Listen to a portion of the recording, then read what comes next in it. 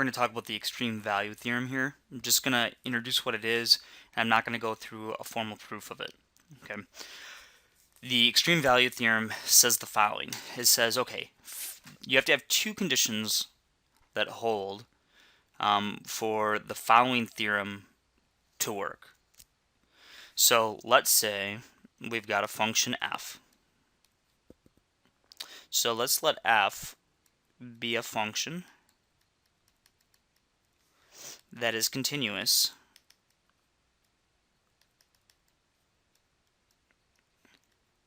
on some interval, okay?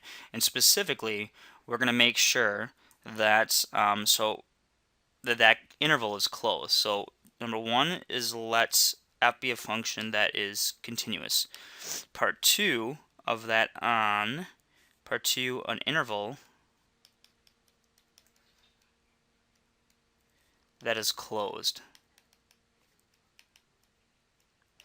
Provided that it's continuous and on a closed interval, then, okay, so then we know the following.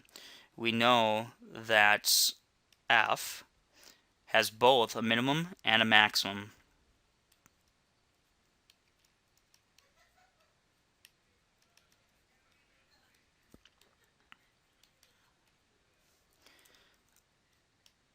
On the interval I. Okay. So let me draw you out a picture of what that looks like. So what we're saying is, if we've got some function that's continuous on some interval, so I'm going to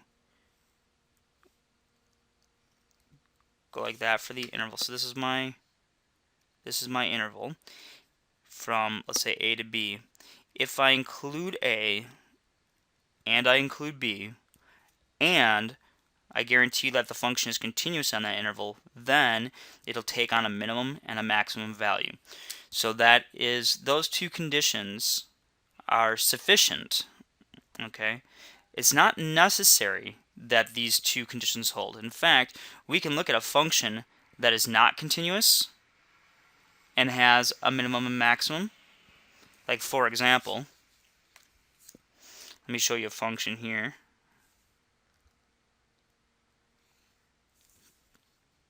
We'll go to the extreme ends. So watch this.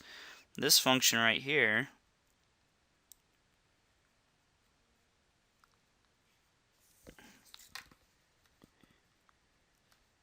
we don't even have to make it. Clearly this function is not continuous, but on this interval from here to here, it contains a minimum and a maximum. Okay, so any of these points up here are the maximum values, any of these points down here are the minimum values. So this is a non-continuous function on a closed interval. It could even be open. I mean, this interval doesn't even have to be closed. If this is a and b, we could be looking at the interval from a to b, not including the endpoints, and clearly we've got minimums and maximums there. Okay, so when we say that a condition is sufficient, it means that if you have both of these, okay, then you're guaranteed this. However, it is possible that these guys don't hold and you still have a minimum and a maximum. So necessary would mean that these both have to be true to get this. Sufficient just means that if you have both these, then you get this. But we don't have to have both these to get this. So someone tells you, big pictures, someone tells you that your function is continuous on a closed interval, then you are guaranteed a minimum and a maximum. If they don't tell you it's continuous or that the interval is closed, okay, you could still have a minimum or a maximum. You just don't know. We can't guarantee it. But if these two guys hold, we can definitely guarantee that there's a min and a max.